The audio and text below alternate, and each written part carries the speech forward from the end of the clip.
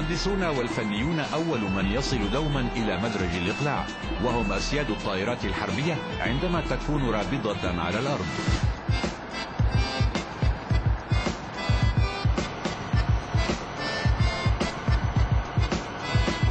قبيل الإقلاع لا أحد من المهندسين والفنيين يعرف من سيقود الطائرة التي يخدمونها. وخلافا للطيارين والملاحين الذين يقودون مقاتلات مختلفة، يبقى المهندسون والفنيون أوفياء لطائرة واحدة.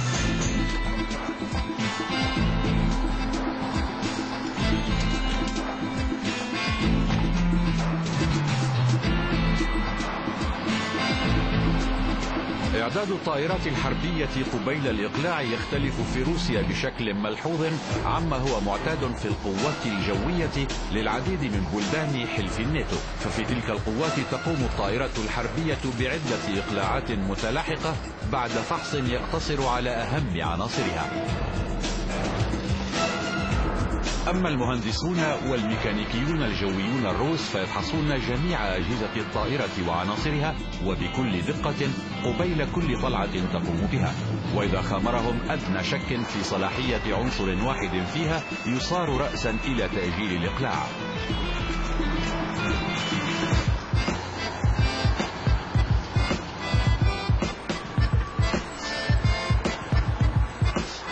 جرت العادة على تخصيص اللمسة الأخيرة في إعداد الطائرة قبيل الإقلاع لتلميع ظاهر الفانوس، والفانوس في قاموس الطيارين والفنيين هو مقدم الطائرة أو القبة الزجاجية لقمرتها.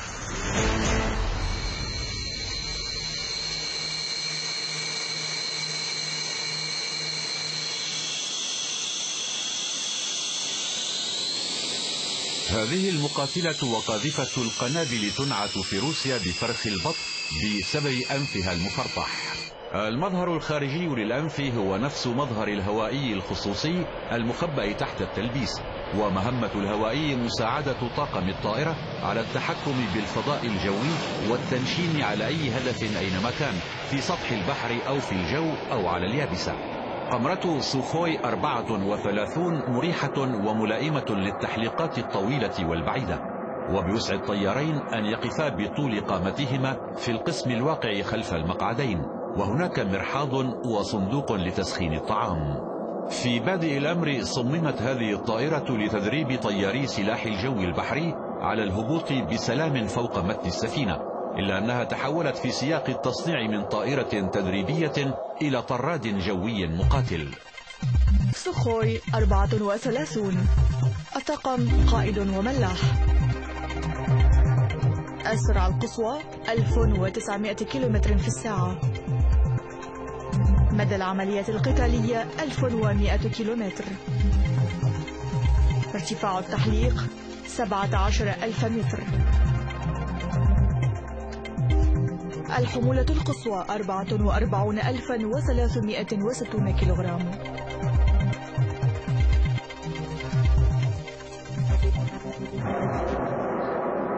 سوخوي 34 بصفتها قاذفة قنابل قادرة على تدمير هدف أرضي محصن جيدا أو سفينة كبيرة مضادة للغواصات. إجمالي وزن أسلحتها 8 أطنان، وبفضل مزاياها التحليقية الكبيرة تستطيع بصفتها طائرة مقاتلة أن تخوض المعركة الجوية بمناورة عالية فتحمي نفسها وتدمر طائرات العدو في الجو.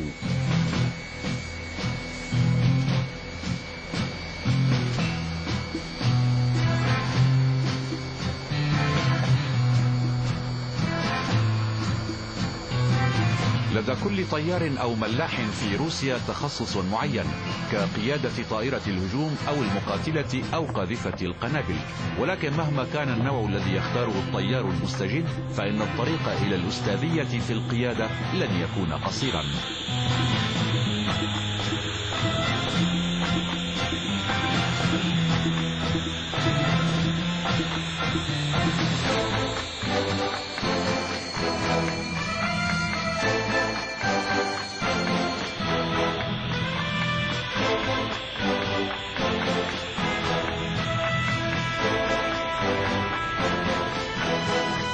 بعد إنهاء الدراسة في المدرسة العسكرية تبدأ تدريبات لا نهاية لها على جهاز التدريب الأرضي، ثم أداء الامتحانات، ثم التحليقات مع المرشد، ثم يصار إلى تحليقات مستقلة متنوعة لساعات معينة، ثم يبدأ الطريق الطويل من الإقلاع والطلعات التعريفية إلى التحليقات القتالية الدراسية.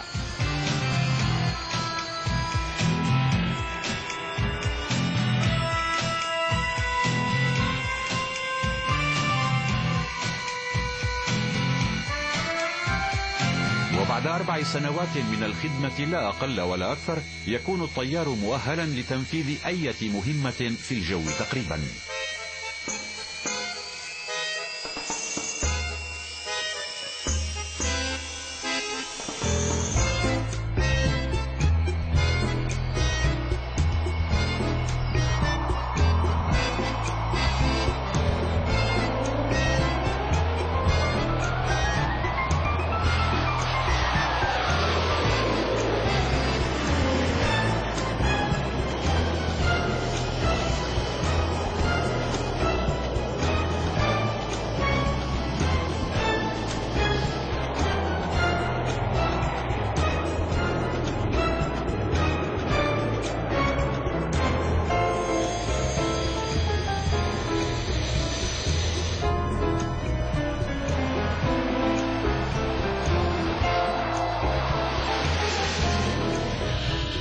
غالبا ما يمزح الطيارون بشأن هذه الطائرة قائلين إنها تحلق كالمكوات. هذه الطائرة المتينة الثقيلة والمستقرة أثناء التحليق إنما هي قاذفة قنابل قادرة على تسديد الضربات بالقنابل والصواريخ إلى الأهداف ليل نهار ومهما كانت حالة الطقس. الخاصية الرئيسية لهذه الطائرة هي جناحها الشبيه بالسهم والقابل للتغير. طاقم الطائرة يستطيع تغيير جناحيها في 4 وضعيات مختلفة. أثناء الإقلاع يستقيم الجناحان ويزيدان من قدرة الطائرة على النهوض. سوخوي 24. الطاقم قائد وملاح. السرعة القصوى 1400 كيلومتر في الساعة. مدى العملية القتالية 560 كيلومتر. ارتفاع التحليق 11,000 متر. الحمولة القصوى 39,700 كيلوغرام. رمز القوة والمتانة هو الثور أو الجاموس الذي ليس لديه أعداء من حيث المبدأ. أنا نفذت تحليقي الأول جيدا، فهنأني زملائي على نجاحي، وحسب التقاليد ضربوا دعامة الشاس الأمامية بعجيزتهم، وكان ذلك أحلى انطباع ظل عالقا في ذاكرتي. عندما تقوم قاذفة القنابل سوخوي 24 بالمناورة القتالية في أثناء التحليق يلتصق الجناحان ببدنها في الواقع، فتنخفض مقاومة الريح وتزداد سرعة الطائرة.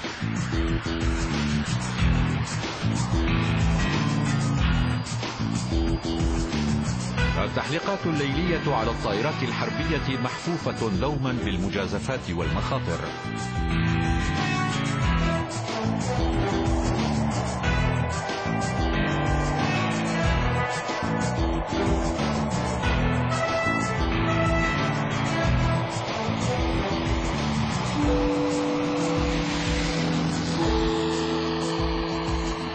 في المغيب حتى الضباب الخفيف يحجب الأفق، فتختلط السماء بالأرض.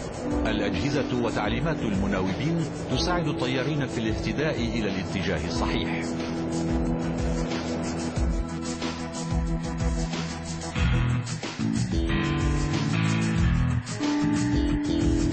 السلاح العصري الفائق الدقة يمكن الطائرات الحربية من تسديد الضربات إلى الأهداف الأرضية مهما كانت حالة الجو وشدة ظلام الليل.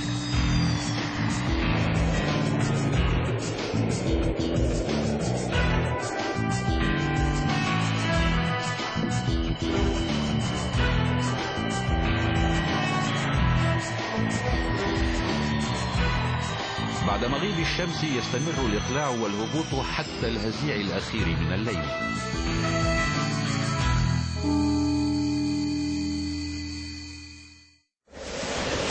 مع معشوقة الجماهير، أخبارها وأرقامها، نجومها وجوائزها، في برنامج رياضة 26.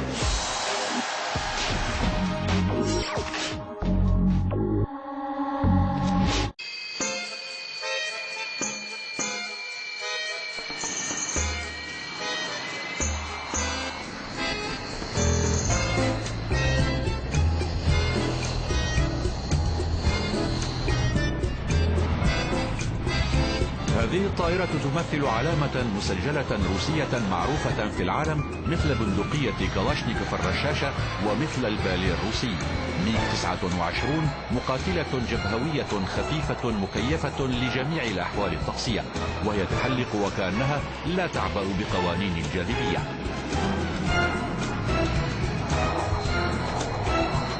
نظرا لثباتها في المناورة، حصلت ميغ 29 على توصيف نقطة الارتكاز والإسناد حسب تصنيفات حلف الناتو. هذه النقطة الفعلية كامنة في هيكلية الطائرة، فهي بدون بدن خالص. الجناح فيها مندمج بالبدن، وفي الجزء العلوي الذي تتحول فيه قاعدة الطائرة تدريجيا إلى جناحين تنشأ دوامة من الرياح أشبه بأعصار التورنادو. هذه الدوامة تؤدي إلى زيادة كبيرة فورية في قدرة المقاتلة على النهوض وعلى أداء مختلف المناورات بشكل أسرع من الصوت. حظيت ميغ 29 باعتراف عالمي كونها من أكثر المقاتلات متانة وفاعلية في المعارك الجوية.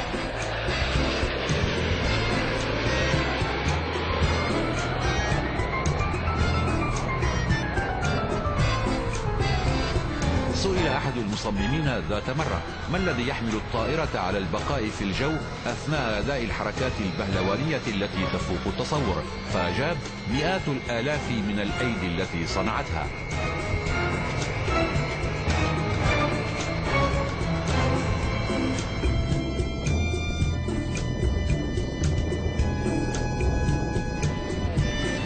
السلاح الرئيسي للمقاتلة ميغ 29 للمسافات القصيرة هو الصاروخ الموجه R-73 المزود بجهاز تنشين يعمل بالأشعة تحت الحمراء.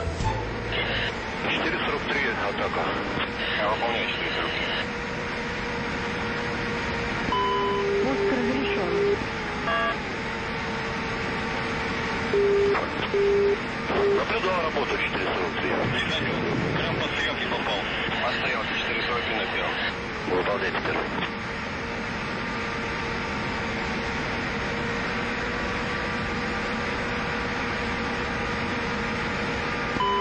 Мозг разрешен.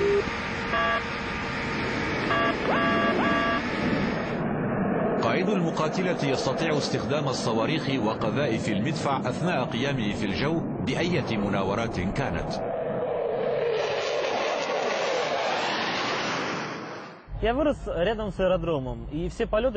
ترعرعت قرب المطار وشاهدت بأم العين كل التحليقات التي تمت في مركز ليبيتسك للطيران.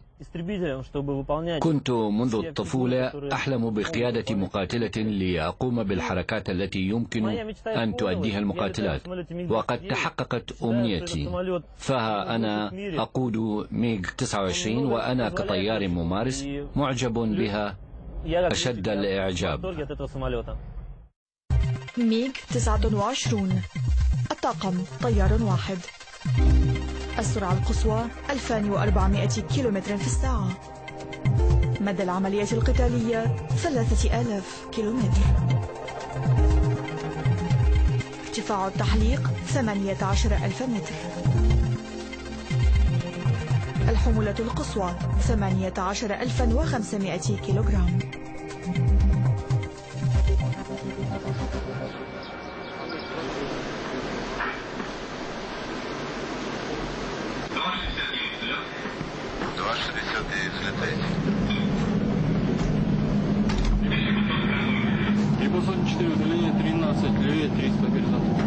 في سلاح الجو الروسي لكل طائرة مقاتلة رقمها الخاص، وخلال المكالمات بين الطيار ونقطة المناوبة لا أحد يذكر نوع الطائرة أبدا، فتستخدم الأرقام وحدها.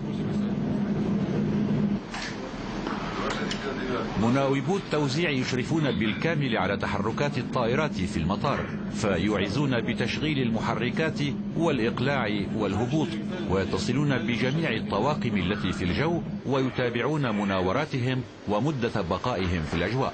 إلى هنا تصل المعلومات من طائرات الركاب التي تحلق على مسافة 100 كيلومتر حول مركز الطيران، وبناء على تلك المعلومات تتوجه الطائرات الحربية لأداء مهمات التحليق في المناطق الجوية الخالية من الطائرات المدنية.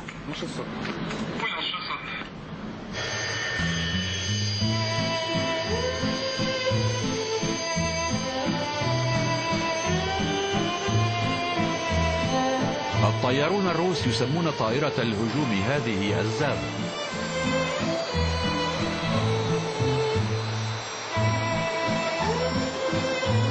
وقد تم تعميدها القتالي في بداية ثمانينات القرن العشرين أثناء حرب الاتحاد السوفيتي في أفغانستان. الطيارون يحبون سوخوي 25 بخاصة لديمومتها الطويلة.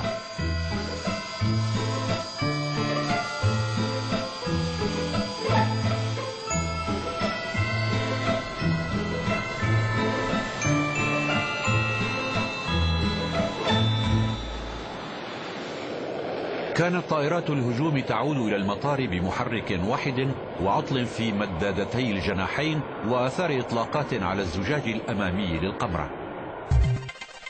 سوخوي 25. الطاقم طيار واحد. السرعة القصوى 1000 كيلومتر في الساعة. مدى العملية القتالية 1250 كيلومتر. ارتفاع التحليق 7000 متر. الحمولة القصوى 19000 كيلوغرام.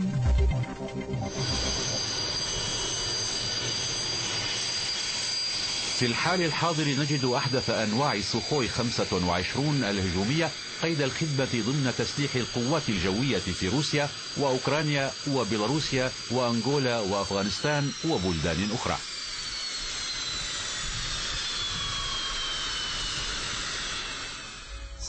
سوخوي 25 طائرة هجوم مخصصة لإسناد القوات البرية في ميدان القتال مباشرة. أنا أحب هذه الطائرة حبا جما، وعندما يسألونني أنت قائد قاذفة قنابل أم مقاتلة أقول لا هذا ولا ذاك، أنا قائد طائرة هجوم، ومفهوم الطائرة الهجومية فيه مفخرة واعتزاز، ولذا أطلق عليها اسم الزاغ، فهي شبيهة بهذا الطير الأشم الجميل والخطير. عندما أقترب من هذه الطائرة أحييها من دون كلمات، وأوحي لها بأن تستعد للتحليق، ولسان حالي يقول هيا يا رفيقتي سنقلع وأنا وإياك الآن وسيكون كل شيء على ما يرام. لدينا تقليد ينص على أن الملازم الذي يقلع لأول مرة على طائرة سوخوي 25 يوزع السجائر بعد أن يعود، ويهدي علبة غير مفتوحة وموقعة للذكرى. أنا دربت 6 طيارين وأحتفظ في البيت بكل علب السجائر المهداة لي.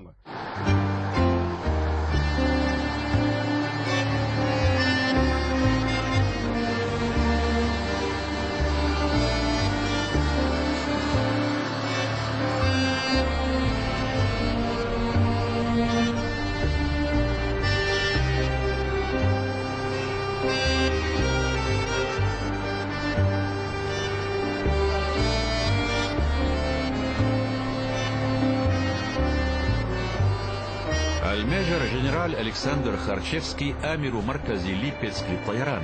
تحت إشرافه يتدرب الطيارون على الأرض لإتقان التحليق الجماعي والطيران البهلواني. في الجو يقوم الطيارون بنفس هذه المناورات على مقاتلات سوخوي 27. هذا هو فريق الطيارين الشهير المعروف باسم صقور روسيا. يقال عنهم إنهم لا يحلقون في الأجواء بل يرقصون هناك.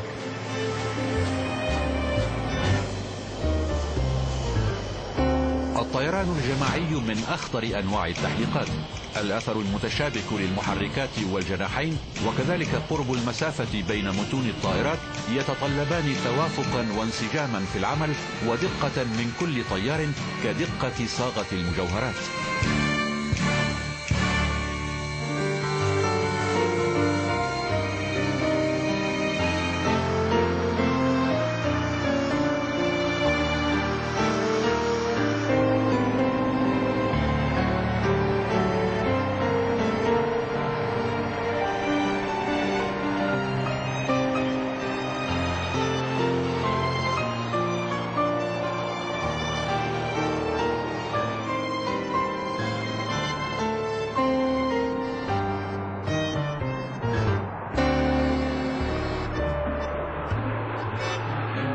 بالإضافة إلى جمال المشهد البهلواني، يؤدي الطيران الجماعي مهمات قتالية أيضا. عندما تحلق عدة طائرات في هيئة واحدة يخطئ الرادار في تشخيصها ويعتبرها طائرة واحدة، وحالما تصل الطائرات إلى الموضع المطلوب تتفرق وتمضي كل واحدة منها لأداء مهمتها القتالية.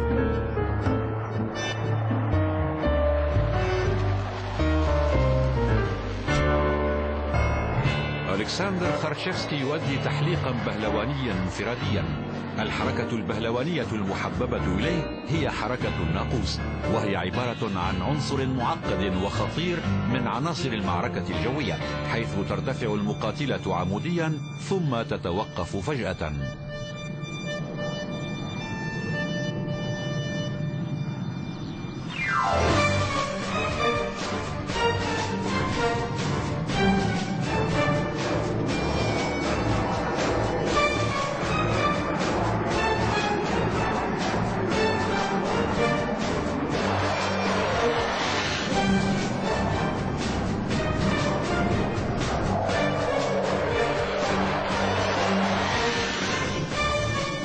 سوخوي 27 تجمع بين الهيكلية الأمثل للطيارة الشراعية وبين المحركات الجبارة، ما يساعدها على البقاء معلقة في الجو على أوطى ارتفاع وبأدنى سرعة.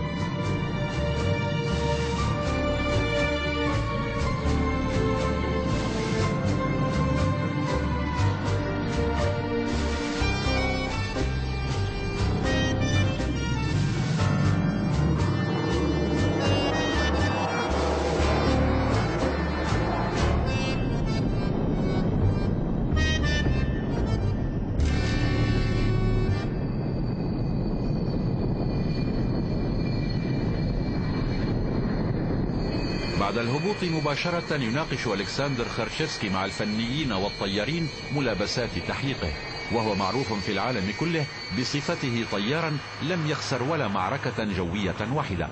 في أجواء المحيط الأطلسي تفوق بطائرته سوخوي 27 على الطيارين الأمريكيين ومقاتلاتهم F-15D في المناورات التدريبية، وعرض عليه الفرنسيون المشاركة في معركة جوية على متن طائرتهم المقاتلة ميراج 2000. لم يكن يعرف مواصفات هذه الطائرة ولم يسبق وأن حلق عليها، لكنه صعد إلى قمرتها وأقلع بها وسجل نصرا مبينا وأثار دهشة الفرنسيين، فقلدوه الميدالية الذهبية الفرنسية تقديرا للخدمات الحربية.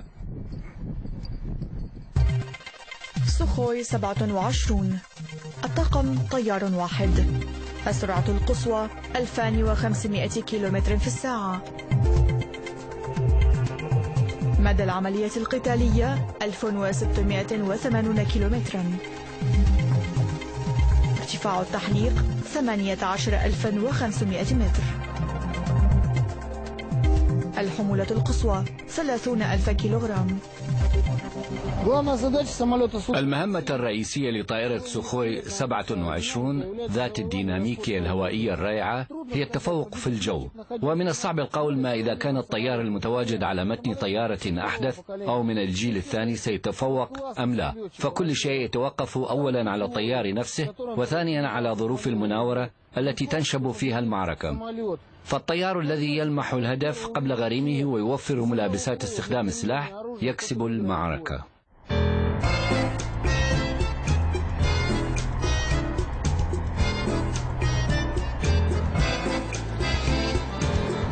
بعد التحليقات تتوجه الطائرات إلى مرابضها، ويعود الطيارون إلى منازلهم.